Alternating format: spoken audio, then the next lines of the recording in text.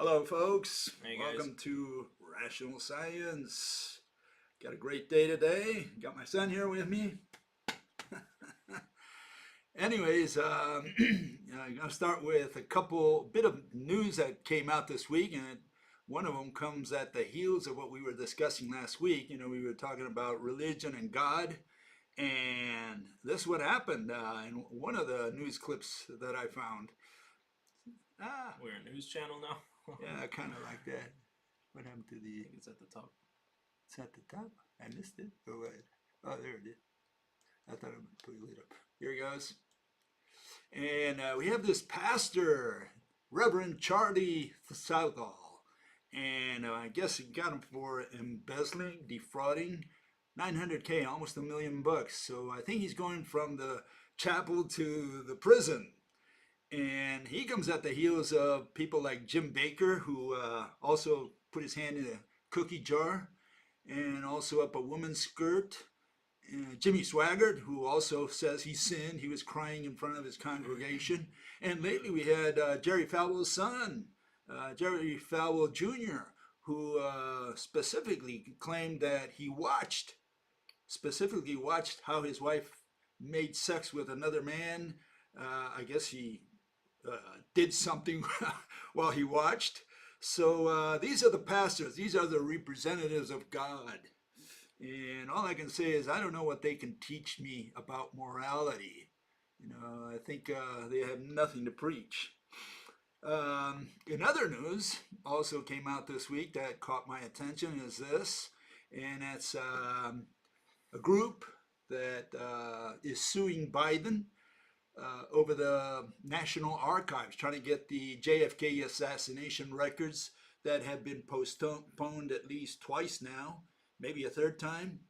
And these people say, there's information that's being hidden from the public and they want to see it.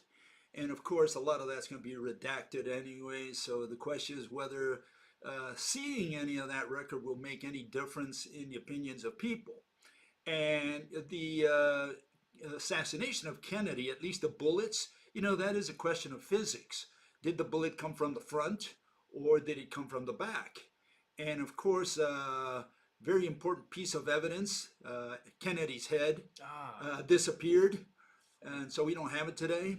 And so all I can say is that, without that evidence, it's very hard to make an analysis of which way the bullet went. And all I can tell you is I don't think the Russians or the Cubans stole Kennedy's head. Stole his head? Is that Yeah, what you yeah, guys saying? his head is not there. And one theory out there is that this policeman, Tippit, if you look at him, he's got the same features as Kennedy. And so one of the theories that maybe they killed Tippit because, they used his head. And that's the one that they did the analysis at the naval base in Baltimore. But, again, theories. Until we have the head, we don't know what happened. We don't, at least we don't know which way the bullet came from. And all we have is speculation, theories, and whatever. Okay, without the evidence in this case. In this case, the evidence has to be analyzed if we're going to make a theory based on a theory of physics. Okay, fellow says, why don't I talk more about extinction? He says, it is interesting to talk about extinction in light of the current political situation. And the only thing I want to, and he wants to suggest that I make it part of a regular part of my show again. And all I can say is that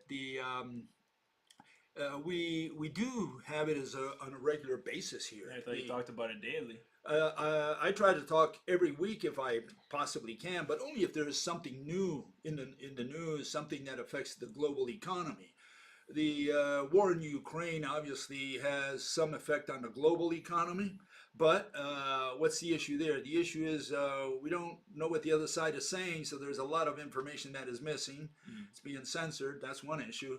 But the other one is that, we're not here to take sides or vote for candidates or tell you vote for this guy, vote for that guy. Well, I don't think it's so much that. We're not making also recommendations like we should raise taxes, lower the interest rate, none of that. We don't do politics in the sense of recommendations or taking sides. The only purpose of using any information from the news is how it affects the global economy, which is the uh, foundation of the extinction theory. Well, I guess a big reason why we don't really pick sides is we kind of already made up our minds that we're doomed. So Yeah, there's no side that can really save us in yeah, that sense. that So is it's like, correct. what's the point in picking sides? It kind Exactly. of comes down to that. Nevertheless, here are some issues, and again related to the theory itself, meaning the economy, the global economy, how this affects the global economy. And Bloomberg had this article: forecast for U.S. recession within year hits 100% in blow to Biden. In other words, they're saying there's going to be a recession within a year, and the question is whether that recession turns into a depression or maybe into extinction. You know, the question is how far will this recession, how deep first and how far will it go, this recession, assuming the expectations of the economists are correct. And here's another bit of news. Exxon's Exodus. Employees have finally had enough of its toxic culture. Lots of employees leaving Exxon. And the reason I mention Exxon is they're in the oil business. And just recently, Mr. Putin expropriated about $4 to $5 billion worth of equities or assets that Exxon had in Russia. And I think Exxon's going to look to see if they can sue Russia on the international market. But the question that's of interest to me is, you know, is the fact that all this oil that's being played around with by the big powers and so many players out there will have an effect on the global economy as well. For sure, we're going to be in deep trouble this year because winter apparently is coming early this year, probably colder. I don't know about that. But oil is going to be missing, gas is going to be missing, and the question is whether there's going to be rationing of the energy supply. Yeah. Actually, when I went to the theater like last week, and they're already playing ads of like families. You should save on energy this year. It would be very nice, and they got that going on, like a national ad. Okay, playing. so They have that already. And talking about Russia, do your part and turn off the hot water, shit like that. Yeah. Talking about Russia, here we have a problem. Russia has a problem, and it's got a problem in population, which is another issue related to extinction. Putin's war escalation is hastening the demographic crash for Russia. Russia has been having many years now, decades, where its population is dropping, its growth rate is falling, and so is another country very close in population to it and very near to it, which is Japan. Okay, these two countries are in a you can say a free fall. Okay, they're as far as their population is concerned. And it's somewhat of a problem because, you know, the way I look at it, you need more population in order to create demand. And these people are going to have problems in demand, internal demand at least. And Japan and Russia are a little different than countries like in the West. And they differ in that they don't have any immigration. This is the problem with Russia and Japan. Europe has lots of immigration, a lot of it illegal. The United States has immigration, Canada, Australia, and so on. A lot of these countries have immigration, but Russia and China don't, and Russia and Japan. Well, China, I don't know. I don't know about China. But you're saying that their lack of immigration is what's hastening their the fact that they're not having they're running out of having kids, or they're having less and less kids. So the products, there's not going to be anyone to sell to, because there's also no one coming from the out of country. That's one. The other one that you have to keep in mind, that Europe has the same problem. You know, Italy, Spain, all these countries, their population is falling, but they're making up for it. I don't know if completely, but to some degree with immigration. A lot of it, again, illegal. They're bringing in consumers. Well, some of them come by themselves. You don't have to bring them in. But in a way, they're importing consumers. Yeah. And there's a difference there between Western Europe and Russia and Japan. So keep that in mind. It does have an effect on the global economy, especially on the localized economy, in this case, Russia and Japan, right? Fal says, what do I have to say about Brexit? Okay, what is the connection you see between America and Brexit? Well, we got to look at the fact that first, the United States tried to separate England, specifically England, because Scotland, Northern Ireland, they kind of have different plans. But they wanted to get Great Britain out of the European Union, and they finally achieved that after like 3 or 4 years of trying. The other thing you have to keep in mind is that this war in Ukraine, just helped the United States conquer Europe, because now Europe depends more on the United States. And it's important to note that, because I think this was a long-term plan of the United States. The reason I say this is that you had Greenspan, Alan Greenspan. He was the head of the Fed some time ago. And when the European Union started forming, and especially the euro became the currency, people like Greenspan, not only him, but many in the United States, they predicted and they kind of wished, and they said it will happen, that the European Union would eventually break up. So they were hoping for it in great measure, because European Union is a competitor of the United States in the markets out there. And so now with the Ukrainian war, the United States got a good foothold in Europe, because now Europe is going to depend more heavily on the United States for energy supplies. They received them relatively cheaply from Russia. Now that's gone. And so, this puts Europe in general, continental Europe, closer to the United States in many ways, and more dependent on the United States. Germany wasn't pulling its weight, and I don't know about France, but I know Germany wasn't pulling its weight in NATO. And in fact, who was it? Trump was so fed up that he said, we're going to pull ourselves from NATO and cut this nonsense. We're not going to do NATO anymore. And when Biden came in, the politics changed completely. And in fact, quite the opposite happened. Now Germany is footing more of the bill than it was, and is even helping Ukraine, which is not part of NATO, with weapons and so on. So you can see what's going on as far as Europe. Europe has been conquered without firing a shot. In fact, Putin said that Western Europe has lost its sovereignty. Okay, that was his assessment. Okay, getting more into extinction, especially extinction of the dinos. Okay, the most important, or the most real famous extinctions. Well, the most famous extinction, I think you would say. The other one I would say would be the Neanderthals. But and that's a background extinction. But this was the #1 mass extinction. Okay, and here it is. Yeah, well, supposedly. And one fellow says, in dinosaur extinction, one more hypothesis, Laubenfels writes. And Laubenfels wrote this in 1956. He wrote this paper in which he suggested that there could be an extraterrestrial impact, okay? And he said dinosaurs seem to have prospered more rather than less after modern vegetation appeared in the Cretaceous. Does this have any merit? And he continues, as this fellow says, it seems to contradict your idea, but yet in the same paragraph, Romer suggests that lack of plant food caused the extinctions. Okay, so we're referring to this paper, and the first thing I need to mention is that Laubenfels, like I said the other day, wasn't the guy who came up with the extraterrestrial impact theory. Okay, and I mentioned that the other day. Laplace was one who talked about it at the end of the 18th century. That's 200 years ago, okay?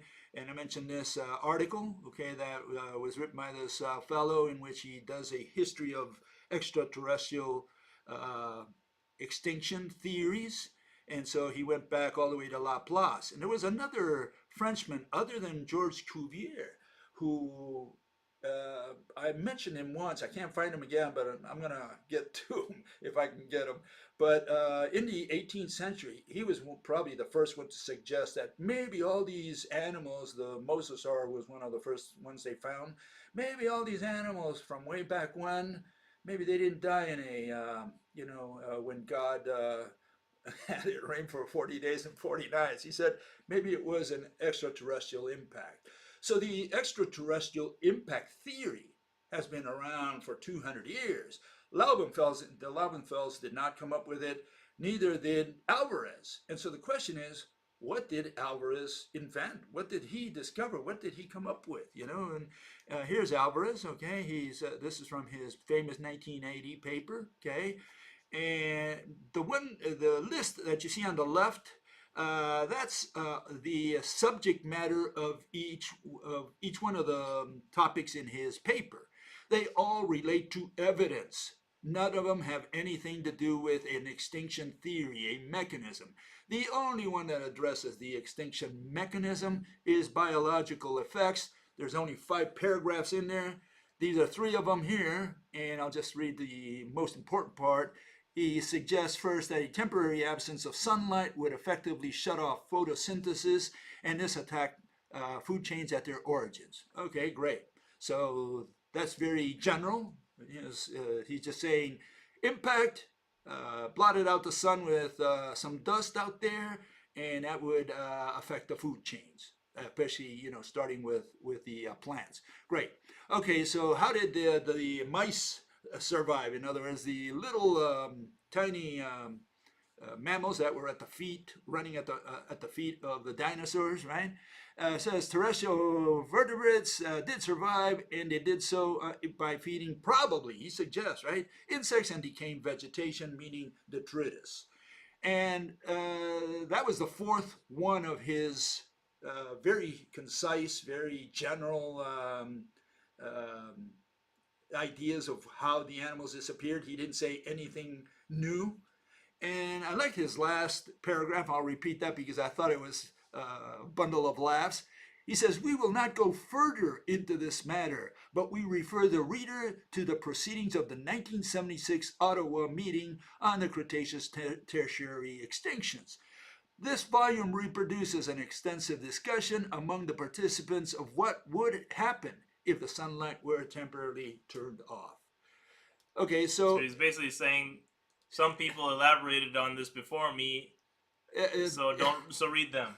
Yeah, in other words, he says, you want to know how the dinosaurs disappeared? Go to this Ottawa 1976 conference, and you'll find a couple papers, or maybe one or a bunch of them, talking about what would happen if sunlight were turned off. That's it. He didn't deal with that at all. He's saying, I don't know how they disappeared. I don't care. Let me show you the evidence. So, why? Because he was a mathematician. That's all he was, Alvarez. And of course, we're still waiting for the theory. What is the mechanism that got rid of all the animals, especially the only issue that an extinction theory has to address, which is selectivity. How does Mother Nature select to live? Allow the mammals to live and allow the dinosaurs to die. How does it allow the angiosperms to radiate and the conifers to die in general, to decrease in volume and in varieties? Yeah, doing that with an asteroid is kind of so. And also I say there's not only selectivity but chronological selectivity. How does Mother Nature select the old species of plants and animals and allow the new species to survive? Coincidence. Yeah, no, it's a very intelligent asteroid. Yeah, smart one. It says yeah. I mean, asteroids are a really bad one. Maybe disease, because you kind of explain selectivity with disease. Maybe. Yeah. In other words, but see, they don't say it's disease. They say it's the food chain, which is correct. But then the question: how do you affect the food chain in such a way that you get rid of the old species and allow the new ones to survive? And here we have the answer, okay? For those of you who are interested, we do have an answer. It's the Cretaceous terrestrial revolution. And you can see that sometime before the mid-Cretaceous period, what you see there is that the angiosperms started taking over the land and muscling aside all the conifers, including the ferns as well, right? But the conifers primarily. And you can see how the Cretaceous was a period in which the angiosperms gradually, over millions of years, muscled aside the plants that the dinosaurs and other animals ate, on land at least, right? And this does tend to explain, in great measure, why the dinosaurs disappeared and why the mammals, who, what do we eat? We eat angiosperms, right? Flowering plants, seed plants, right? Why we radiated. Not only did the plants radiated, but the animals that forged a millions of years of relationship with these plants, they radiated as well. And that's why we're around. It just seems like the answer is right there, but everyone keeps reaching for these like extreme versions. Catastrophes. Yeah, because I don't know if they're just flashy or if they just can't. If they just can't fathom that this is just the process. They make for good Hollywood no, movies. But besides I that, mean, you see the movie's already been made. They can't retract it. What are they going to say? That look, the plants gradually disappear, so you stay in a movie for 1,000,000 years to see how the plants disappear. No, I don't think so. Very boring.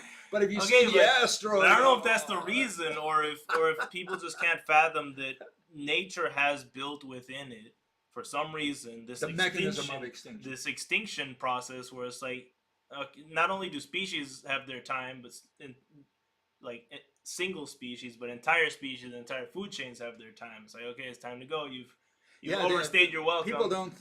People think no one extended that deathness to that level of analysis. In fact, they say the following. They say if the asteroid had not come, we'd still have the dinosaurs in New York City. Yeah. Like they'd still be around. It just seems like a no way. All species have their cycle, like we have individually our cycle. The virus is pretty smart. As I said, an illness would kill everyone, maybe. Yeah, no, I think the main reason is that the suddenness. If you look at the layer of the rock, you see that the animals disappeared relatively quickly, maybe in a question of thousands of years, which is relatively quickly in geological terms. And they said this was sudden. Something happened. So they think always of catastrophes because of that. That's too quick. And again, I think people like catastrophes. Well, yeah, it's cooler. Yeah, it's true. Then again, I mean, animal species eating, cannibalizing is also pretty cool. Like Soylent Green. Okay. Soylent Green is made of people. That's basically what extinction does to animals. Okay, let's move on to our subject of today, and that's field. What is a field? Okay. Oh boy, here we go. And we left off the other day with our science critic. Can you believe a fellow who criticizes the scientific method? Unbelievable this day and age, yes. Well, you criticize the scientific method. No, I defend it. In fact. Really? The real science. Oh, the real one. Okay, so this is what he said. He said, there are some things like field, there are things like fields. So he thinks a field is a thing.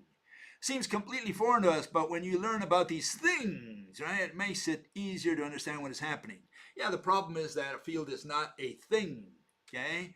And so that's the first problem. We also showed James Maxwell. He wrote this mid-19th century. Field, the space in the neighborhood of the electric and magnetic bodies. In that space, there is matter in motion. Okay, so and there you see it on the right. You see, in this case, a magnetic field. And you can see as soon as you put the magnet inside that tube, all the iron filings underneath the water gradually, one by one, is being picked up and put closer to the magnet. That means there is something in motion. Not necessarily. In magnet. Okay, explain it otherwise. Gravity would also be. Well, this is against gravity, essentially. Yeah. Gravity would, by that definition, also be matter in motion. If you're pouring out a bottle of water, gravity keeps pulling it out. Yeah, but it's not in motion. Okay, but this is okay. Gravity downwards. Even then, gravity is not really in motion. Gravity is not in motion, correct. Well, it is in a way. Hold it. It is in a way, because what you have is the more and more ropes as the distance between two objects decreases. So in that sense, there is motion of the ropes, not pulling, Yeah, but yeah. you have more of them. So where did all the ropes in the next frame But of the universal movie come yeah, from? the rope angle motion. That's an Yeah, abstract version of in that motion. sense, Yeah. there is motion at least under the rope model, right? Yeah, well, even under the mass model, because Well, what because is there they have mass? bullets. Well, yeah, yeah, but I mean, the Gravitons. way they look at gravity is that mass pulls on mass. Yeah. How it does so, we don't know, but the distance decreases. Well, yeah. Again, gravity is a dynamic thing in I, that I sense. think we've all had the observation of the two things touching each other, but Yeah, how yeah. it does that, the Well, for distance that, decreases. We got that far. Okay, how, buddy? okay, and so just want to mention that a field is something in motion, and you have to separate the something from the in motion. Okay, and here's an example. Okay, here's a cascade. Cascade in ordinary speech is a noun. It is not a noun for the purposes of physics. A cascade is not a thing. Water is the thing. Cascade is what water does. Okay, so we have to separate the thing, which is water, from cascade, which is what water does. Well, I guess it's a nounification of a verb. Yeah, but see, we have to be careful with that in physics because we cannot use something which is a verb like orbit or motion, Moving the cascade gets very and iffy. turn the word motion into a noun. Not in physics. That's okay in ordinary speech, but not in physics. It's You like can use water it for poetry. spiral. Let's not move the water spiral. Let's just move the water. And you have to learn the language of physics. The language of physics is different than ordinary speech. You cannot continue, or you cannot bring words indiscriminately from ordinary speech into physics and say, well, it's a noun in ordinary speech, so I'm going to use it as a noun here. No, only objects can serve as nouns in ordinary speech, in physics. You don't say, like I always give the example, the orbit of Jupiter. That's not the way you say it in physics. You say Jupiter orbits. Jupiter's the noun, orbits what it does. You don't talk about the orbit of Jupiter in physics, at least treating it almost in that case as a noun. You could, but like with a lot of care. But you see a lot of this because like the word orbit, that's where the word orbital came from for the electron orbital, they turned this orbit into a thing like a channel in which the electron rolls around. Well, but the reason that they talk about that is because when they talk about an orbit moving, you can kind of understand what they're talking about. It used to go around here, now it goes around here. But in physics, the better way of saying that would be it was orbiting around here, and now it's orbiting around here. Instead of saying the orbit moved. Yeah, and that's how a lot of these verbs become nouns. Yeah. Orbit became orbital, and field, which was what matter in motion, became a thing. Yeah. And so on. And the same thing happens with mass. Energy as well. People think mass and they say, well, yeah, it's a mass that's moving. The ball is moving. They say the mass is moving. No, the ball is moving. Mass is what it weighs. It's a property of the object. You can't say the property moved. Yeah, it's like saying the red moved. And energy is and energy is the same thing, or the size. But it's hard to really wrap your head around that. It's new language. As an outsider, you got to understand the language. And it's not really new language. It's just we're bringing it back to what do we really mean? Because it's not new language. What it should have been. Yeah, what it should have been from the start. The thing is, people get away with murder with these moving reds and stuff. Okay, so here's one fella, and he wonders about this word field. Okay, he says, you can understand everything as long as you introduce spirits. In other words, I said that saying, yeah, if you're going to introduce spirits into your theory, then you can explain anything, and the other person, I don't know what the other person can understand, but you can explain anything. And so he says, how did I equate field with spirit? That was his concern. And I'm saying, yes, look, every time you use the word field, you could just as well have said spirit, because you're going to use it as like a joker in a rummy game. You're going to put it in there every single time that you need it. You just say, oh, the field did it. And you fix the problem. It's like, oh, okay, now I understand. Yeah, I don't understand. No, you didn't understand squat because all you did was introduce a spirit in there. The spirit did it, and oh, okay, I understand now. It's more or less like that.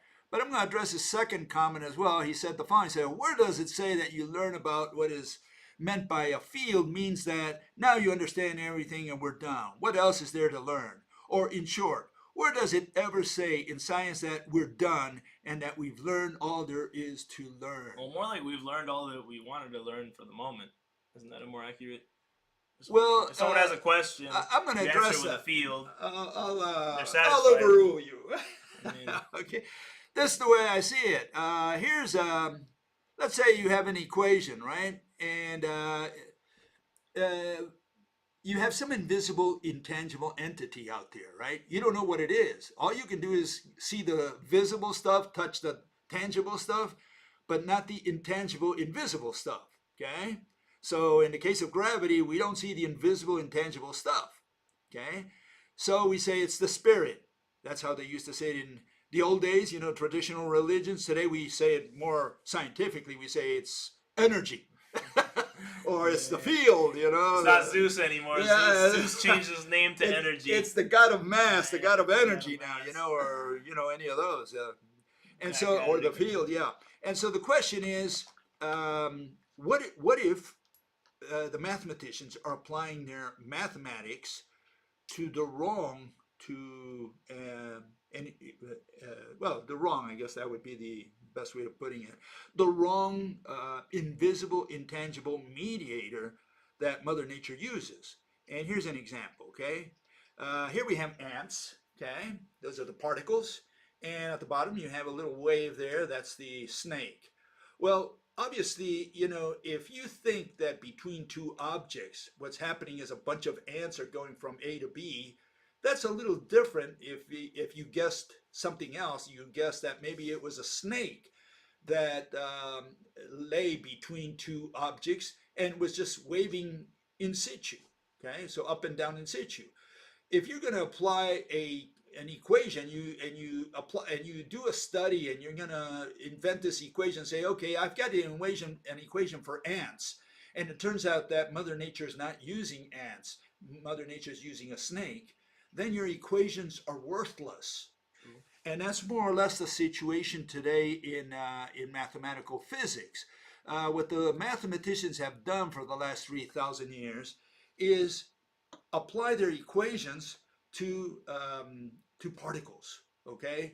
So, one thing is for them to use particles, another one is for them to hit it correctly and say, oh, it wasn't a bunch of particles that were flowing. It was something else, and it was actually, a snake that was twirling in place, or people say a wave or whatever.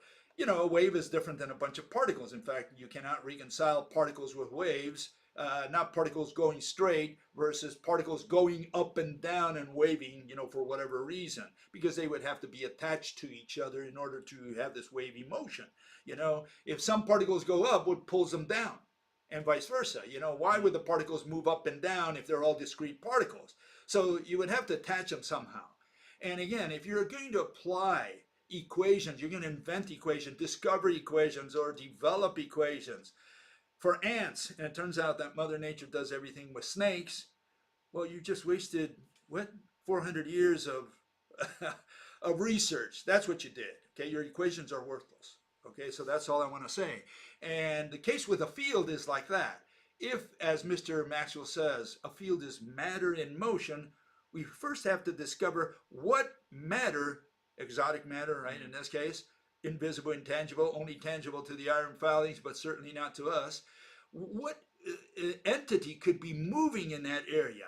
Once you figure that out, once you have God's eyes and you can see, with your mind, what's in that region, what is that matter, exotic matter that's moving in there?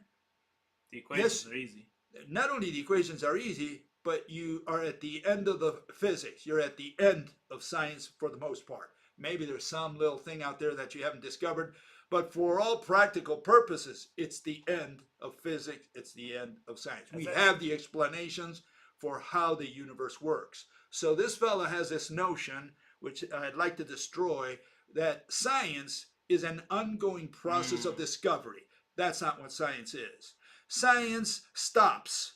Physics stops. Once we discover, for the most part, how this universe works, yeah, there are details. You don't even have to say for the most part. You can take it all the way and say there's a certain way the universe works in chemistry, biology, physics, pick one, and the answers are finite.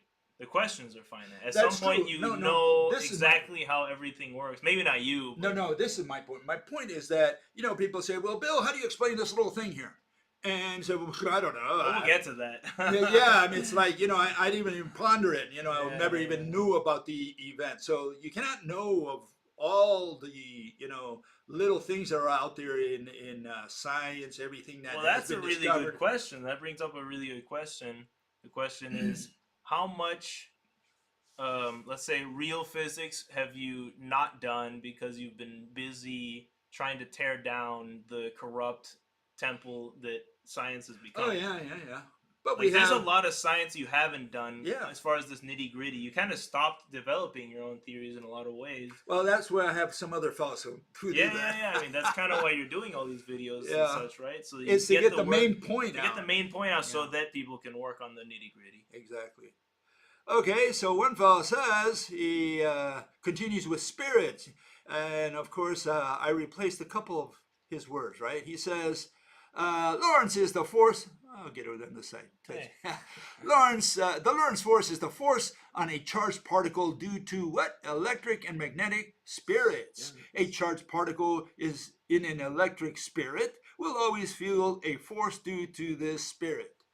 Yeah, we can replace the word field with spirit because we have not understood anything by replacing that word spirit with the word field. So it wouldn't matter at all if you just put the word X, the letter X there, or the word spirit, or the word field. We understood just as much. We have no idea what a field is, especially if you're going to treat it as a thing when Mr. Maxwell says it's not a thing, it's something in motion inside a field. A bunch of somethings in motion make up a field. Just like a bunch of somethings in motion make up plasma. There is no physical object called plasma. Plasma is a process where something happens to the atom. Ionization. Okay, so you can't take a snapshot of plasma because when you do, you don't have plasma. Plasma is defined as something in motion. Well, hold on. By that same logic, would that also apply to gases, solids, and liquids, where there's no such thing as a liquid because it's really just atoms in a certain state? Well, what we say is that, in the case of plasma, it's the definition of the word plasma. What does plasma mean? On the other hand, the word table, there's no meaning to the word table. You point and say table because you named the object. Yeah. Okay, you're teaching the ET, you're teaching him your language. In the case of plasma, we've got a different situation. It's a concept, it's defined as ionization. Ionization is a process. That's where the difference lies. But the states are the same thing because they're essentially properties. There's no such thing as a solid. That's just the property that the atoms have when they're in a certain state. Yeah, we're not talking about that because that line of reasoning is known as mereology. You're looking at what something is made out of and what it's doing. Time, what is it? There's a time slices, etc. We're not looking at that. We're saying, look, table is what I point to. That's an object. But plasma is not what I point to. Plasma is defined as something that is happening. Mm-hmm. So plasma is a verb, not a noun. Not for the purposes of physics. Okay, and here another fellow says a field is a geometrical blah blah blah blah blah of an energy's interaction. So a field is an interaction. Well, if a field is an interaction, it's a verb. Okay, there is interaction is obviously an occurrence. It's a phenomenon.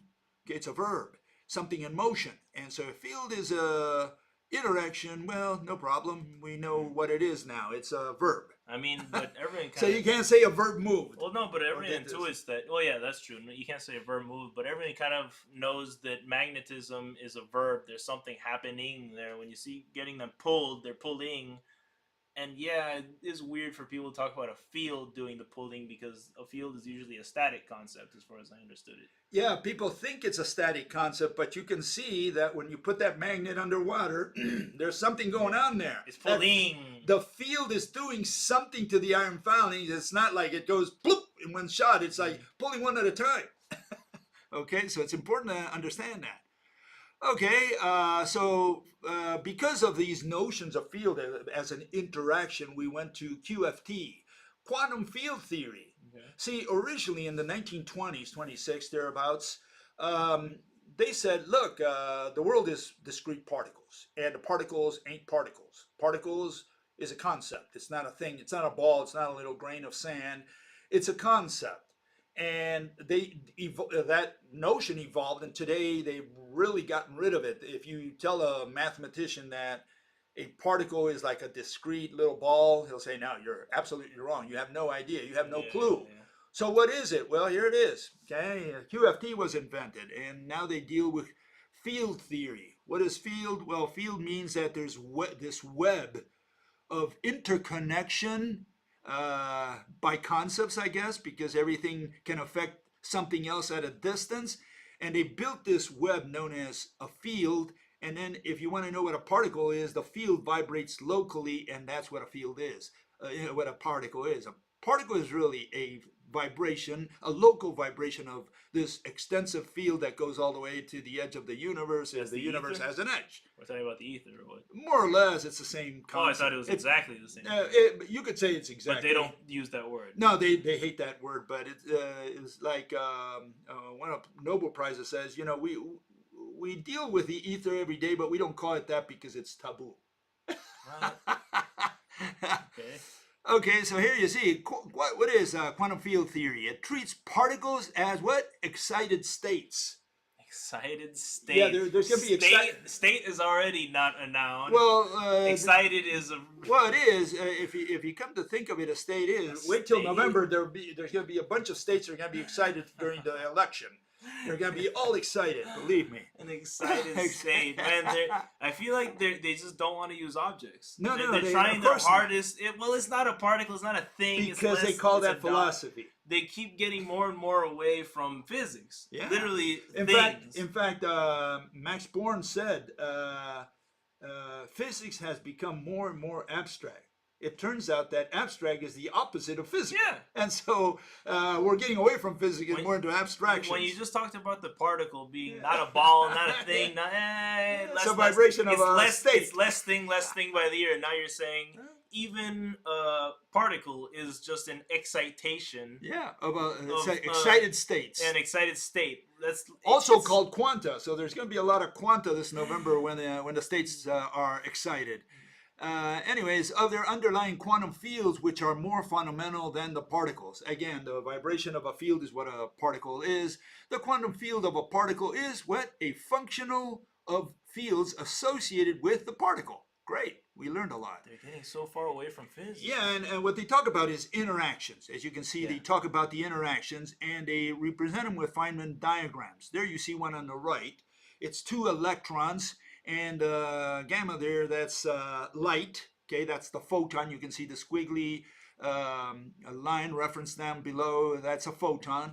And okay, we understand photon. Electron moves, throws a photon at another electron, chases it away probably, or just the other photon picks up the light and recognizes the light. Great.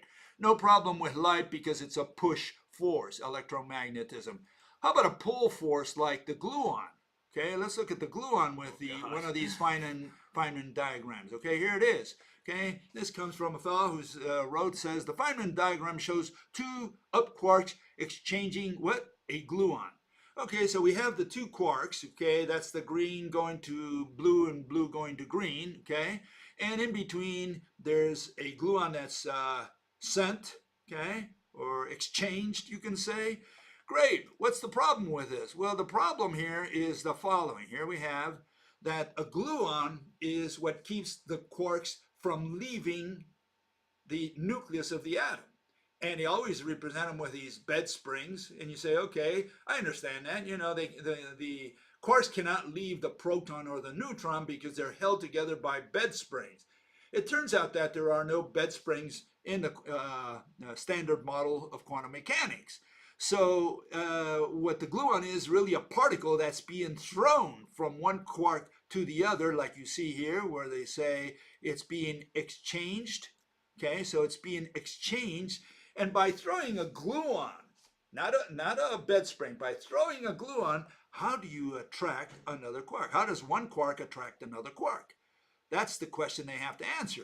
And they don't answer, they avoid that question. They throw the glue on and they say it attracts. Great.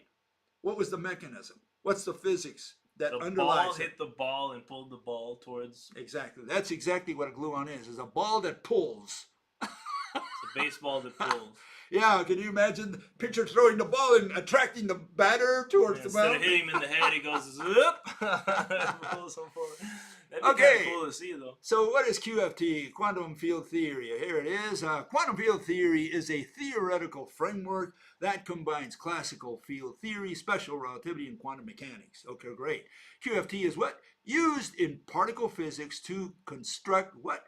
Physical models of subatomic particles. Not very well, though. Physical particles.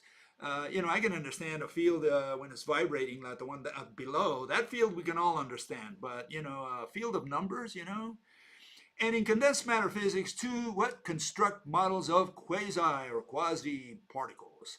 What are quasi-particles? Well, they're a collection of particles, okay, or a phenomena, really, okay? So they're what? Collective excitations. What if someone said quarks are attracted by magnetism instead of gluons? They can say anything because they can get away with murder. But they can't explain magnetism. But they don't explain it, and they don't care about not explaining. And say, well, we don't understand it. If you don't understand, what's your theory? So we don't have a theory of physics. We don't have physical interpretations. What we have is mathematical descriptions, which is not the same as a physical explanation. And they dismiss that as philosophy. They say, well, that's opinion. It seems like they just kind of give these like crappy, even they know that it's BS. But they know. Yeah, take it. Fine. Well, for the peasants. Not really.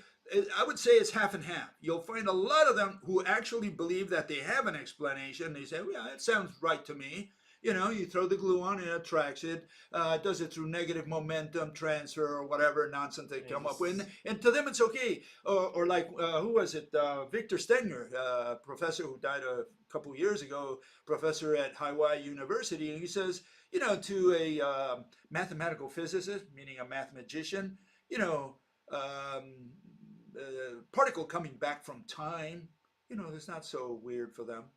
They accept that. They changed their normal. Yeah, it's like, it's okay. We can deal with that.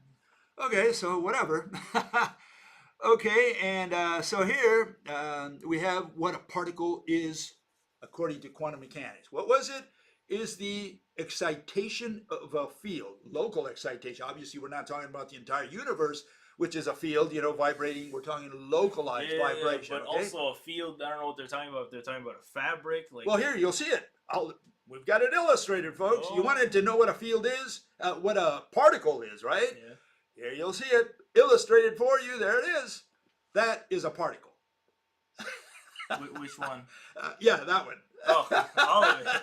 All of them. That's a particle? Yeah. Another one. Let me put over here. You don't like the particle? Lamp. It's a lava lamp. Yeah, what it is all those fields, little fields, Blobs. vibrating fields, Blobs. They make up a particle. So it's an excited field. The field is apparently it's excited. But what's excited? And all those things, whatever those things are, that's part of the field. So it's excited. So now you know what a particle is. No, I don't. Well, that was it. Why you don't get the challenge. See, that's not excited. That's balloons inflating out of nothingness and then deflating into nothingness. That's what I saw. Not excitations. Yeah, excitation is too vague. And that is even also true according to quantum mechanics, because they say particles pop in from the void. In other words, from the void they acquire length, width, and height suddenly, called virtual particles. Then immediately they go back to being whatever space was, So a bunch of particles. Void. The void is a bunch of particles. They call it energy, that's hidden in there in the void. So we have this energy. The concept energy acquires length, width, and height, turns into a particle momentarily to make the virtual particle. Yeah. Then it goes back to being energy, whatever energy is, because that's what space is. But that's what bothers me, that they create out of nothing. They're godding. Yeah, they're guiding. They're we need a particle here. Boop. There Hey, you go. if the Greeks got away with it, come on. I get no, but that's really what I love most about your theories, because you just start off from the get go. Look, nothing can turn into something. Something can turn into nothing. We're the done. the rest comes off of that. Really, even the rope itself and the thread and all that is really just offshoots off of that basic assumption. Nothing can turn into something. Something can turn into nothing. If you disagree with that, go to another school, because that's as basic as we're gonna get. If you think something can turn into nothing or vice versa, then we're gonna agree to disagree. Yeah, because that's just a fundamental. No, it's not agree to disagree. You put them in the nut house. Yeah, but that's what I mean. Get away from me, because there's nothing for us to talk about. Don't touch that.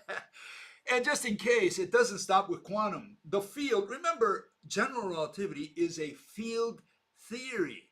And this is the field, space-time. If you ever wanted to see it, there it is. There's your field. That's a nice wallpaper, though. Yeah, but see, okay, now the canvas there, the hammock, the little lines, the little threads, that's space and time that you're staring at there. So the only question is, what is the gray or darkish stuff that forms backdrop to space and time? Because you cannot say, well, no, because that's space. Oh, the void is. Oh, true. Yeah. We cannot have space behind space. Because the void makes things. So we've already taken up space, because that's what the lines are. The lines are space and time. And so we don't know what the dark stuff that gives shape to the lines. That's the void of the void. Yeah, so that part we don't know. They never identify that stuff, and we're still looking for answers. That seems like a basic thing that they never really even ask. The fact, anytime they show something, there's always something surrounding that thing. When you say, okay, this is space, space ends here. Okay, then what's around space? Or this is because they do it all mathematically. Yeah. That's the issue. They don't conceptualize. They don't visualize it, because there's nothing to visualize in mathematical physics. What are you going to visualize? Mass, energy, force. You can't visualize time. There's nothing to visualize. Maybe a clock for time. Really, they don't use their imaginations. No, because they can't. Because they're dealing with mathematical concepts, which they call mathematical objects. Okay. And they say, well, can you visualize? I mean, I can visualize an object such as a table. Can you visualize a mathematical object such as force? And the guy says, no, I can't. But let me show you the equation or the numbers or whatever. No, I don't want to see it. I want to see what physical object. I want to see the cause, the mechanism. Well, do you think a lot of the hate that you get from physicists comes from the fact that they work so hard to get the perfect equation, and you're just using your imagination? Like, what are we, kindergarten? Like, well, you think you could just come with your imagination and come up with the right answer? Let me first correct you. They don't hate me. They absolutely love me. But seriously, the fact that they're trying so hard to do all these equations with numbers, which takes a lot of mental energy, and you just come with imagination, like you think things can just be answered by imagination? Well, let's answer that question. What did Einstein say? What did Feynman say? They both more or less said the same thing. One said, if you cannot explain it to a barmaid, you don't know it well enough. And the other guy said, if you cannot explain it to a 10-year-old, again, you don't know it well enough again, or something along those lines. In other words, physics is kindergarten stuff. An 8-year-old should be able to understand physics once we identify the invisible, intangible mediators that Mother Nature uses. As long as we're going to do it with particles, we're not going to be able to answer any questions, because Mother Nature cannot use particles. We cannot explain a single phenomenon like gravity or magnetism with particles. So we should abandon the particle. The particle has been the killer in that sense. But if we replace that with interconnectivity throughout the universe, now we have a different universe. And now we can start explaining it in terms that anyone can understand, including an 8-year-old boy. But if you're going to go in there and explain with particles and then say, well, I cannot explain, but let me show you the math. The kid said, the 8-year-old says, I haven't even taken algebra, But it gets frustrating as the questioner, because you'd never get your answer. No, you don't. You just never get your answer. Go to Quora. And then you get shamed for being too dumb to understand the so-called answer. You gotta take math at the university. You're too dumb to understand it. Well, I'm asking the wrong guy then. Okay, so what is a field officially? Okay, we got to find an official definition for field, because these people say, well, it's an interaction, and we invented quantum field theory. It's a vibration of a field. But you can't really say official, because doesn't everyone just kind of give their own interpretation? No, because there is an official definition of the word field for the purposes of physics. We need to put this up there so that people can compare these other notions that people have, interaction, and the fact that particle is the vibration of a field and it's just a number. What is a field officially? How is it defined? How is the word field defined? Okay, and here it is. Okay, we have field, a quantity. Okay, what is a field? A quantity. We're off to the wrong start. We could stop there with period, right? A quantity. That's what a field is. What is it? Represented by a number, another quantity that has a value, another number. All we have is numbers, values, quantities, amounts. Okay, for each point in space and time. What is a point? Well, a point, it's misdefined as well. It's an exact location. That's what a point is, and it has no length, width, and height. No kidding. I mean, if it's a location, it's a concept, it had better not have length, width, or height, or you've drank too much beer. And then in space and time, well, what is space? Well, I like space. Space is the fundamental space. I love that one. That was a great definition out of the Wikipedia. And time, well, it's the continued blah, blah, blah, blah, blah. Past, present, and future. But past, present, and future is a synonym of time. You can't define past, present, or future without the word time. So all we have is a synonym.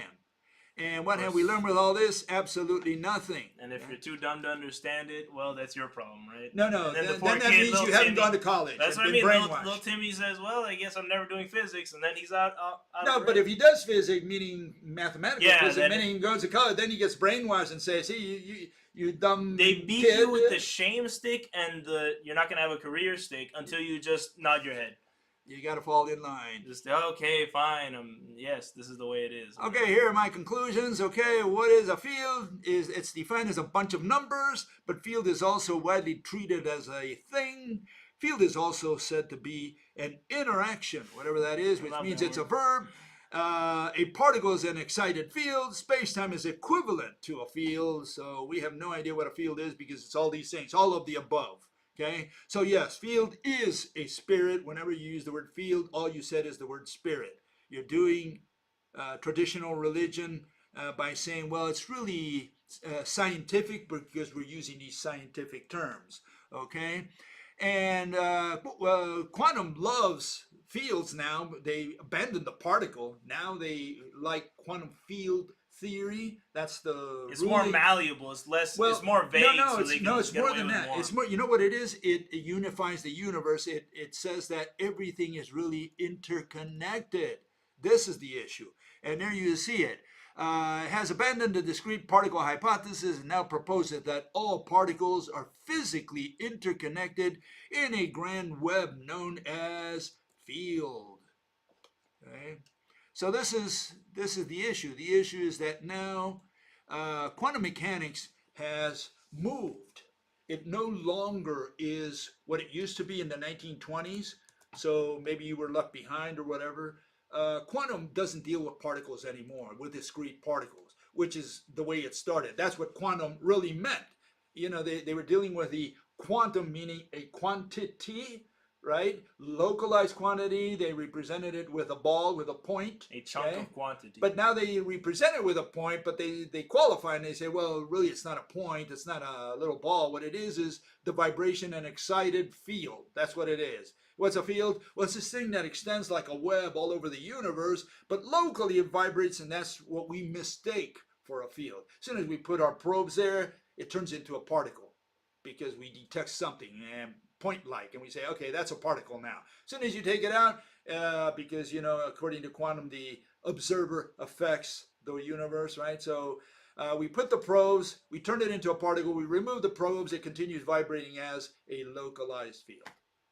That's what a field is. I hope you understood it all. Another thing that bothers me about all that is there are other, let's call them like branches of science, the way you would call it science. Like I'm talking about philosophers now, who quote physicists nowadays saying how the observer changes the experiment. And they're saying, you see how consciousness is actually a physical object that changes the universe because, as these guys are saying, when you look at something, it changes how it behaves. No, they're wrong too. Yeah, this is the issue. It's been scientifically proven that our attention changes the universe. No, it changes your subjective perception of it. It goes on and on and on. Never Then stops. they stack BS on BS, basically. Yeah. And then you lose track of where the BS started. Okay, let's move on to our science critic. We have one discussion with this gentleman. He made a video, 45-minute video, and in it he criticized the scientific method. Can you believe that? What did he criticize about it? Well, he says it's not right. And we say, the scientific method is right, except that maybe he's got the wrong scientific method. Or he should use the scientific method on his theory. Yeah. Okay, so today we're going to discuss what he raised in his video, and that has to do with what an object is. And that is right down our line of work here. We love the word object. So here it is. Let me get it rolling for you. Listen carefully. Here goes. The questions and issues to be addressed in this rebuttal include: do synonyms qualify as definitions? Are see and touch rational criteria to define the word object for the purposes of physics? So the definition that I found from Googling is a material thing that can be seen or touched. However, there is also another definition that we will get to later. So I'd say that in both of those examples, they can be seen or touched, just not necessarily by you. The definition doesn't require that it has to be seen or touched, it just requires that it can be.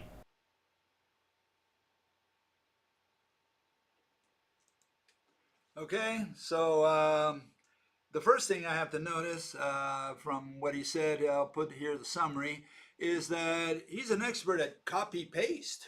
I mean, all he did was copy-paste from, I guess, the Google or from the dictionary, and he just put it up there, and that's it. He said, that's what I found. He never thought that he could criticize a definition, that he could change a definition or object to it and say, hey, that's not a rational definition. And it's like, you wonder about these people. It's like they have just absorbed. They're just memorizing stuff. It's poetry for them. It just goes in one ear and out the other. He just repeats what he sees out there. And that's bad. That's not the way we have to do science. If something is broken, you fix it. If a definition is wrong, you fix it. That's actually a good point that a lot of people don't bring up, the fact that some people say, see, this is the definition of whatever. And it's like, well, yeah, but that's not how words work. No, we make up our own definitions. If they're not serving the conversation, then we have to make up our own.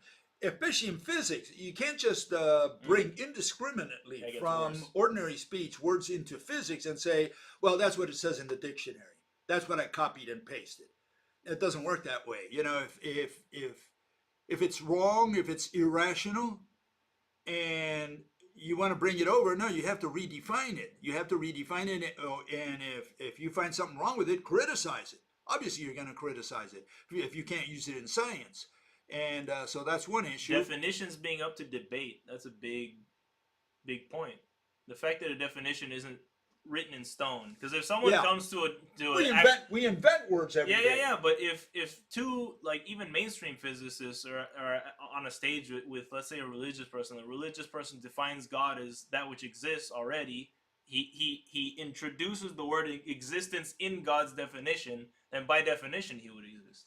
Right. And so that definition would just trump everything. He could just say whatever he wants. Right. Just by the definition. So we right. have to work words have to be very carefully defined, and that's one issue. But the other one is that, these mathematicians, they call themselves physicists, scientists, whatever they call themselves, and they always skip that very important first step of the scientific method, which is make your assumptions. Put your assumptions on the line so that we can see your definitions, the objects you're going to use, and your initial scene. And they skip that step. They say, well, that's philosophy. That's semantics. That's just word salad. And they say, let me tell you my theory.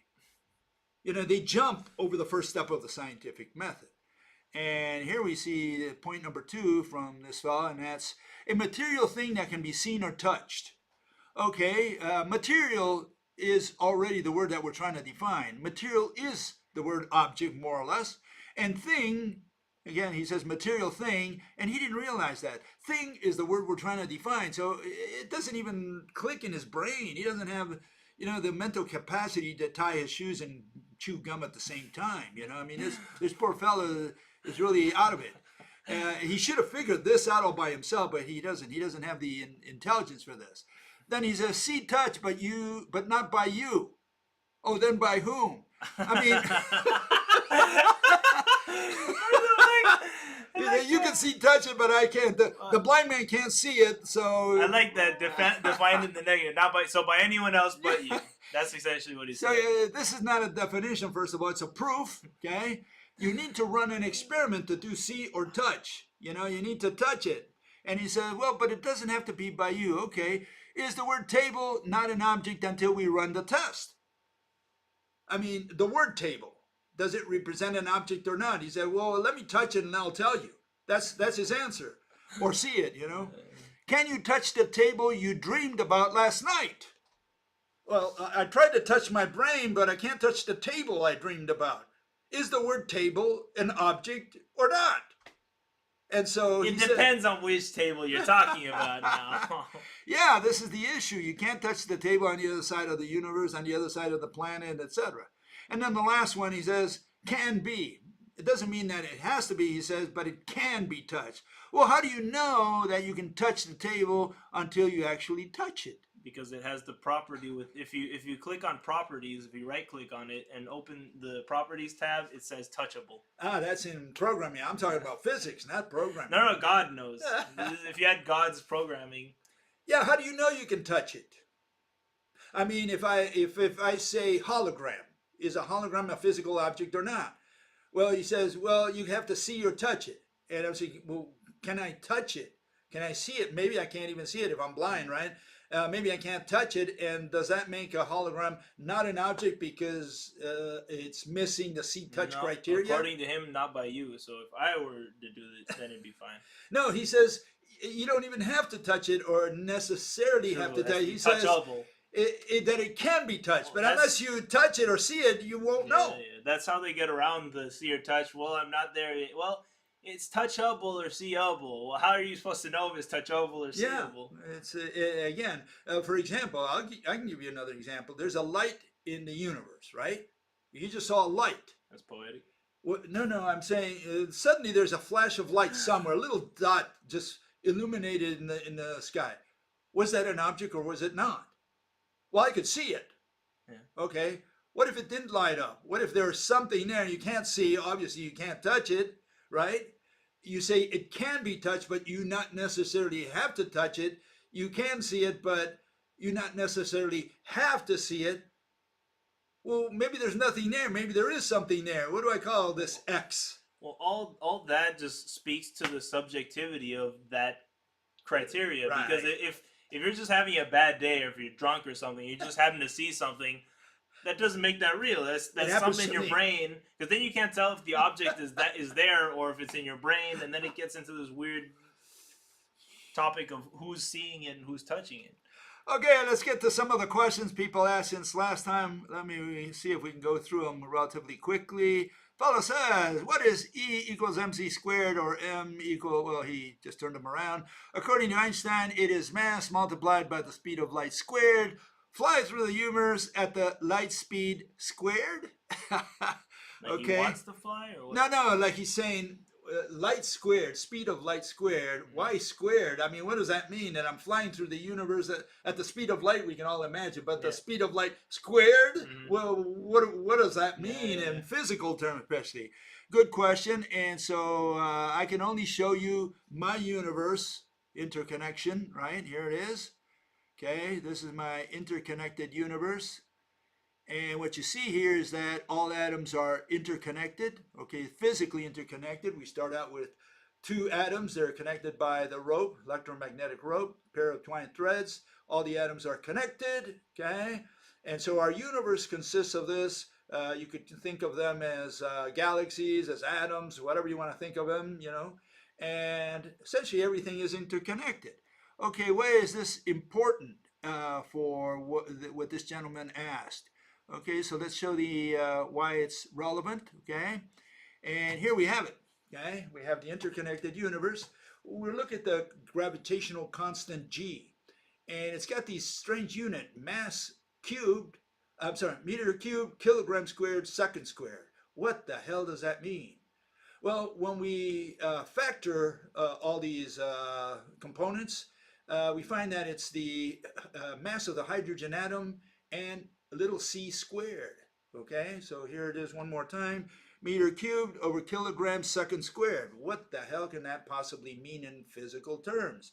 And here we explain what it means. Once we factor out the components of the gravitational constant G, we find the mass of the hydrogen atom and c squared.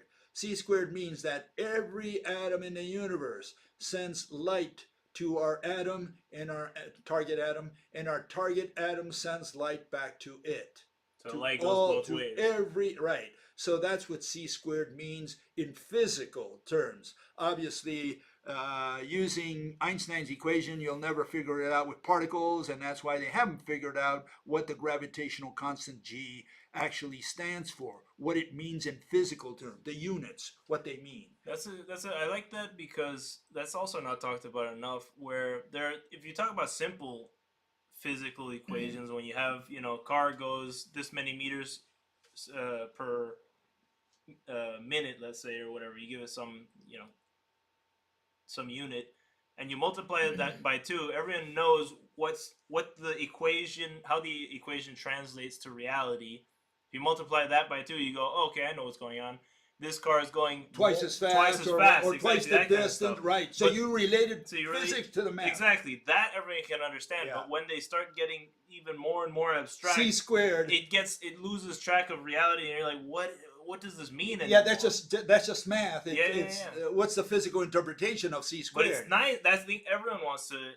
That's really what physicists would love to see. People like you somehow turning their equations into real physical. Like, look, this number right here. This is exactly what's happening, or the reason why this is this specific fraction is because of this. Right, and no, that's why they like me. They love me. They don't hate me. You got it wrong. You got these people wrong. Well, they hate you because you're gonna make them lose all their jobs. Okay, fellow says, when we know something, it's not belief, hypothesis, or theory. It is fact. When you know it's fact. Okay, empirically correct truth. We have truth, fact, not belief. Okay, the only barrier to truth, okay, is believing. You already have it, okay? So the only barrier is believing, okay? Or that truth is unobtainable, okay? Our best route to truth is the scientific method. And belief is accepting something is true without evidence, even if it's contrary to scientific method. Okay, so here are the answers to, he said a mouthful, so we're going to say a mouthful. Here are examples. Evidence for space-time, gravity probe B, frame dragging. Okay, so we do have evidence for space-time according to the official version. So is it true, fact, right, that the Earth doesn't fly out of the solar system because space-time is warped? Evidence for Big Bang, galaxies are running away from each other, right? They're receding. So is it true, fact, right, that matter surreptitiously appeared without cause from the void at the Big Bang? And evidence for black holes. We have some stars orbit around nothing. That's the official version, okay? So is it true, fact, that 0D singularity, right, matterless singularity, pulls on matter? I really love that list because it really breaks down the evidence for these beliefs. Yeah. Really, that you should keep that. Frame it, yeah, because it shows where these things come from.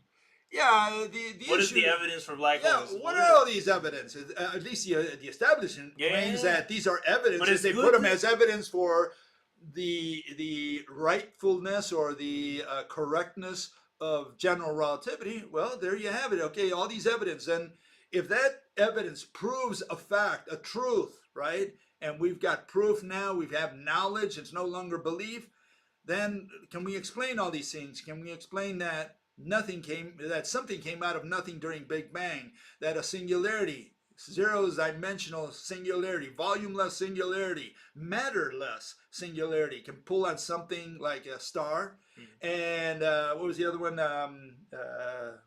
I can't remember the Well, other that would mean that some, but yeah. in that case, wouldn't some facts cancel out other facts? No, but he's talking about evidence. He says, Yeah, "I'll yeah, believe but- and I have evidence." Well, but there you that's have what I evidence. Can you might believe this part, but then can you answer other questions, that's the thing. assuming you concede, these evidence? But that's what I'm saying. I think they would concede them, be like, yeah, that is a zero-dimensional particle is pulling on other things, but then that would cancel out the fact that only things with mass can pull on other things.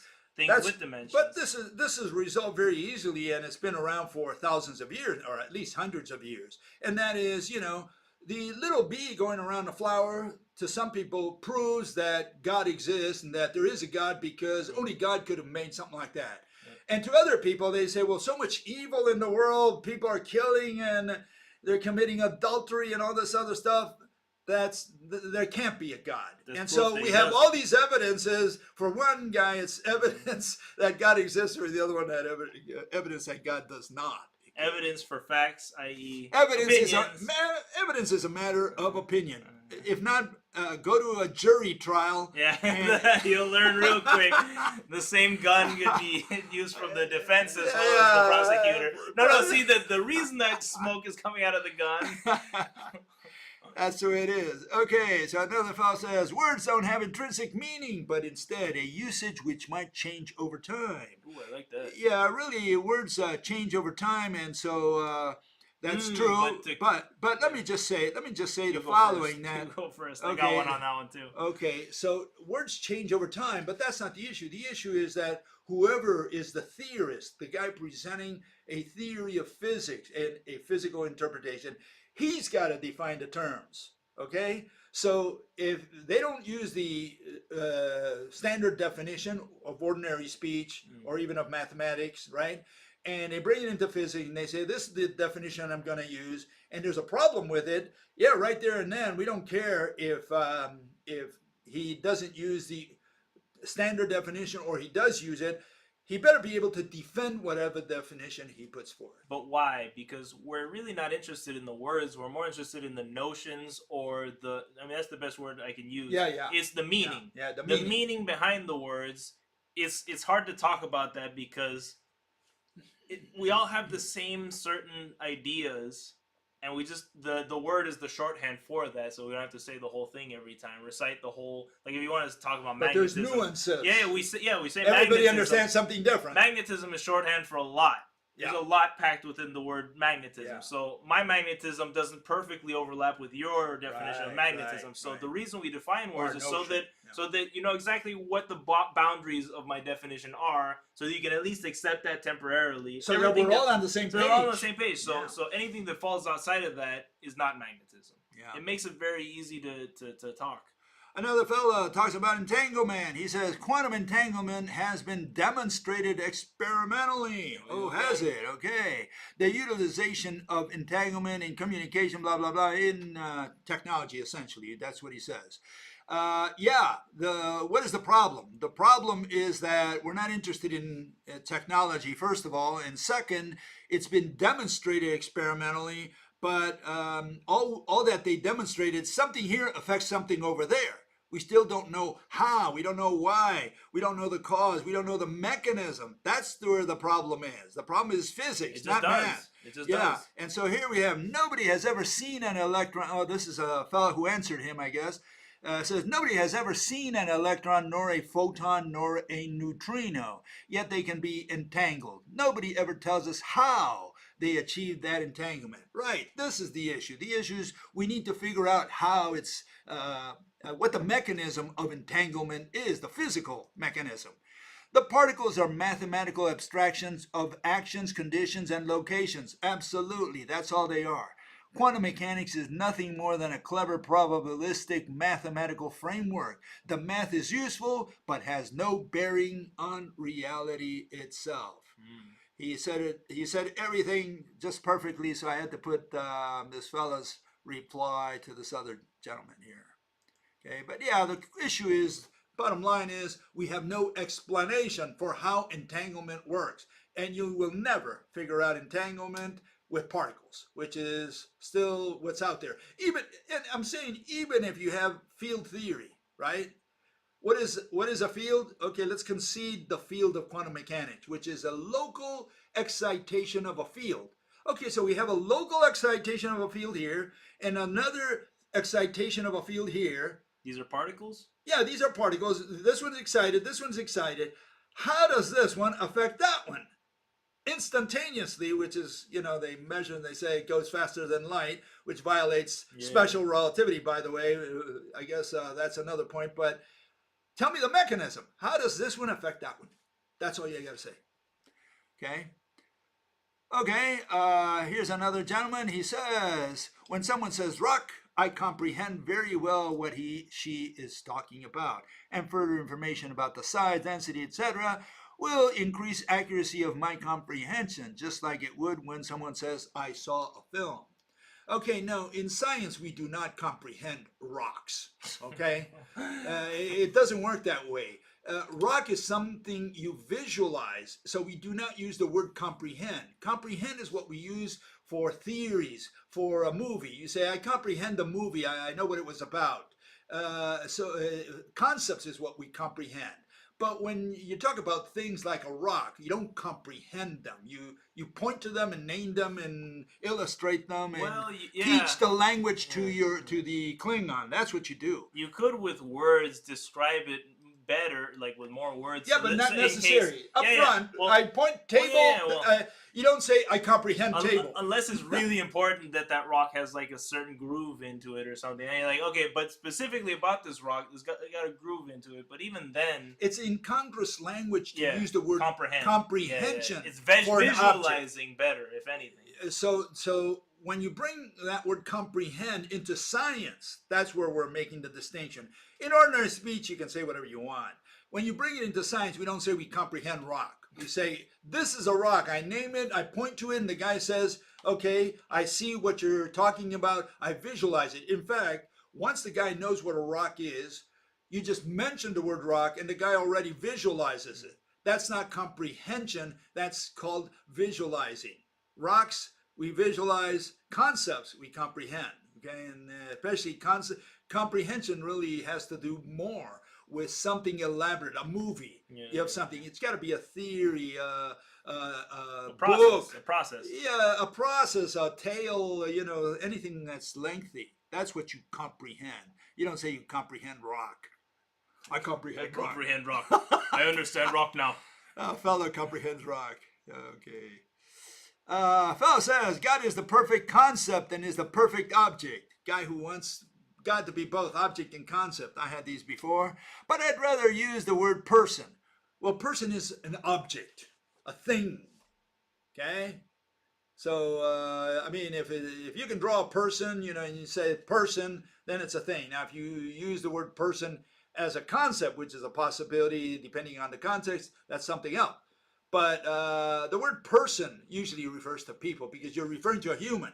To a dude. I mean, you don't call a lion a person. I mean, or an insect. Say, the ant, a person. No. Person is the word we use for people. And if God is people, God is object. Okay, so that's how simple it is. He is a model for all concepts and objects, but he is none of them himself. I like the fact he's got a dick. We know he has a dick. So now we know. Yeah, he's very important that he has a.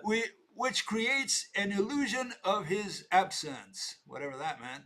We can describe all consequences. At least try to understand it. We can describe all consequences of his evidence, of his existence, but not him personally. Okay, if he's a him, he's an object. Period. We're done. He's not a concept. And he has male genitalia. Yeah. At least we know it's a him, not a she. Very important. We had to make him macho, Okay. And another fellow, he says, an insect walking on a perfect sphere does not know that a sphere is infinite. Yeah, this comes from the finite and unbounded phrase that they use in general relativity and in mathematics, right? Finite but unbounded. What does that mean? They say, look, an object, here you have an object, okay? It's finite, right? Because it has a surface, okay? And when they use the word unbounded, they're referring to something else. Okay, they say, if you roll around the ball, the little ant going around the ball, right? then you can move on forever. So it's unbounded. They're using an adjective as an adverb. They should say, look, you can walk eternally, you can walk constantly, you can walk incessantly, but you cannot say, I walk unboundedly. Or the object is infinite just because you can because the object is not infinite, but you can walk around it infinitely. That's a wrong usage of an adjective. That's weird. What you're doing is referring to two different things. The object is finite, but you're saying that you can walk infinitely. So is it finite or infinite? Well, it's both, they say, because it's finite but unbounded. No. What you have to say is, but I can walk infinitely around it. Then people would understand. And the really correct way to say is, I can walk eternally, incessantly around it. You have to use an adverb, not an adjective. This is where the problem is. Okay, and here's another fellow, and this one made me laugh. Fellow says, that is correct. The number lines don't have orthogonality. You cannot have a number line perpendicular to another number line because numbers have no direction. Even if they're in series, they have no direction. But the fellow says, but different units like, 5 pounds or whatever, that can be counted on a number line do have orthogonality. What? Yeah, he blew me away with that. So, For example, look at this. The amount, right, is orthogonal to the amount. The amount of windshield wiper fluid in my car is orthogonal to the amount of oil in my car. So he's saying that the amount is orthogonal to the amount. Well, he blew me away. I haven't drank enough beer to understand that. So is he talking about like on a graph? Like if you want to know how much I guess you're missing? One pipe has oil, the other one has gas. And he says, well, the oil is perpendicular to the gas. I don't know. But a lot of answers that you get like these are so non-specific where it's kind of like when you used to write books and I'd edit them, you knew what you were talking about. But as an outsider, me reading, I'd be like, yo, Pa, you're missing a lot of words here for normal people to understand. I think everyone needs an editor. Are you saying that I'm not a normal people? No, I'm saying everyone has that problem where everyone thinks that they know what they're talking about. Yeah. And they write it down because they know what they mean. But then when someone else reads it, they're like, "Well, you're missing." That's why people have to ask questions because, sometimes you say, well, I thought I said everything properly so that everybody understood. But then people start asking questions. Oh, they didn't understand this. They didn't understand that. Yeah. That's when you realize that there's a lot of stuff that people don't take for granted as you do when you're speaking. Yeah, that's a big one. Okay, and the last one we have this fellow, and he says the following. He says, atoms never have to traverse through perpendicular ropes as they slide down. Well, they do. As you can see, we have two situations here. The first one, right in the white region there, the atoms in the hand are moving along they're moving along, or you can say the atoms themselves are moving along the wire or the rope, which it's moving towards another atom that connects them to another atom. So in that case, it doesn't cross any ropes. But the atom the one on the bottom, the hand goes right through the rope. So it does move in that sense perpendicular to the direction. You have a rope moving perpendicular to that rope on the bottom, and the hand is moving right there, right across the rope. So it does move perpendicular to the rope. And let me give you another example. Just so you can see here. This is a hands-on one, so we'll do this. Here you have a magnet, okay? Can you hold those two? Okay, and get them together and show them a stick. Okay, so the magnets attract. Now, I'm going to pass my hand right through the threads that are in there. And there are also ropes from everywhere in the universe crisscrossing right in front of us. And I'm moving my hand right through all those ropes, all those threads. So to say this like it's seriously. Yeah, so to say that the hand does not move perpendicular to ropes and that the hand doesn't cross, well, I disagree. I think hands do cross the ropes. Every day you're inevitable. going right through the ropes. Yeah, some of your ropes crisscrossing this room alone. Yeah. We're crossing ropes. I mean, if you just count one atom on one edge of the universe to the other, that's just cutting through so much. Yeah, and remember, how can we get away with that? Well, why don't we get tangled? Well, because the ropes are intangible and invisible. So don't go out there and run an experiment to try to say, well, what experiment can I run to detect a rope? You will not detect a rope. It is suggested that it has this architecture and nothing else. That's the only commonality you can say that it has with a rope that you buy at the hardware store. Otherwise, it's invisible and intangible, okay? And so it has the architecture of a rope in that invisible, intangible world of Mother Nature, and with it, we can explain many things in physics. We have any questions? Yeah, well, we got a lot of comments. Okay, let's see. Bill, how is Frankfurt? I always loved that city. Okay, and some Frankfurt. good times in Deutschland. Frankfurt is doing fine. Today we had rain, so not great at all in that sense, And I think some of the weather here affects my joints. Maybe, I don't know. I suspect. You'll get there. Is field an object or a concept? Well, obviously it's a concept because field, first of all, field has something in motion inside it, matter in motion. If it has matter in motion, obviously you have two, okay, because you're talking about at least two frames of the universal movie. Whenever you have two objects, in this case, one object at two locations, which is the same thing, whenever it embodies or in some way the word embodies or invokes two objects, you have a concept. So field is always a concept. Do you ever use the word field, like magnetic field, or do you just talk about areas, or how do you use? Well, I use the word field only to refer to what the establishment Do you never use that word? Yeah, I only use it in terms of relating to the establishment. Otherwise, only, and maybe as a shorthand, I say we're talking about the field so that you say, okay, I'm referring to what's between these two magnets. But I don't use the word field like saying the field did this, the field did that. No, that's when I come back with my threads and say, look, if we're talking about a magnetic field threads, if we're talking about gravitational field, we're talking about ropes. Bill, who sabotaged the Nord Stream pipeline? I don't know. Again, remember this war that's going on over there. We don't know enough of what's going on because on this side of the dividing line, right, we get the news that people over here want to give us. And on that side, the poor Russians are receiving whatever their government gives us.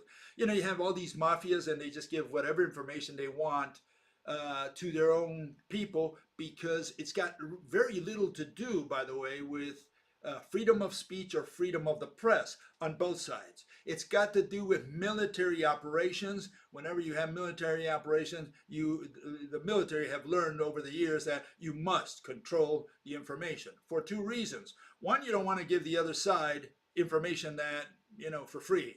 Let them do their own spying, That's one issue. The other one is you want to get your people on your side and say, hey, we're winning the war. Look how many we're killing over there. And it turns out you're losing miserably, but you're not going to tell that to your people because they lose faith. So it's got to do with military operations and politics, not with freedom of speech. It's not what the person asked, but a better question, a better version. Could the speed of light be conceived as not being a constant? Well, under the rope model, it is a constant. We agree with Mr. Einstein. Not only that, we agree that it's got a speed limit. And we also agree that when you turn your flashlight on the train, you don't add the speed of the train to the flashlight, okay? And so we're saying that the only way you can really explain all that is with this. You have a rope, okay? And you can see how many links there are for this, it's a finite rope. Okay, so for whatever length of rope this is, I have so many links. If I untorque it, the links become longer and I have fewer links. And if I torque it more, I have more links and each link is shorter. So all we have in the tiny letter C, 300,000 kilometers per second, is an exchange, an inverse relation between frequency and wavelength. That's all we have. Light always travels at the same speed between any two atoms, at least in this part of the universe. Maybe we get to the edge of the universe somewhere out there, maybe there's a different speed for whatever reason. Okay, that's for some fellow more intelligent than me to figure out. Is time dilation a fact? Well, time dilation depends on what we call a fact. I mean, time dilation is a fact in the sense that if you take an atomic clock and you take it farther out into space, it runs at a different speed than the one down here. Okay. Likewise, if you take a what I call a sand clock, an hourglass, you take it out there, it also runs at a different speed, but in the opposite direction to an atomic clock. So which clock should we rely on? The gravitational clock called an hourglass, or an electrical clock called an atomic clock? Well, it doesn't matter, because obviously they're in opposite directions. So Einstein did not show that time dilation is universal in the way that he thought it was, meaning that time goes slower or faster out there. No, it depends on what clock you have. That's one issue. The other one is, the issue of in relation to the twin paradox. Time dilation, they say, well, the traveling twin, he travels close to the speed of light around a black hole and then comes back. Well, he doesn't age because time went a lot slower for him, right? And faster for the guy here on Earth. But it turns out that, we don't count the number of years that went by with clocks. Okay, the way we count the candles on your cake is with the number of orbits around the Earth, around the sun. And so when the traveling twin comes back, either 20 years went by or 2 years went by. It can't be both. Yeah, and for both. So the sun didn't go more times for one guy than for another. So that's physics. And all the other stuff is math, calculation. They say, oh, look, the calculation. Now, again, do clocks travel at different speeds at different distances from the Earth? Well, Mars travels at different speed with respect to the sun compared to the Earth. So that means people age faster. Yeah, so people on Mars, they live twice as much. I mean, what does that tell us? That's all we got. Okay, folks, we'll see you next Sunday, and we'll see you then. Bye-bye. Thanks, guys.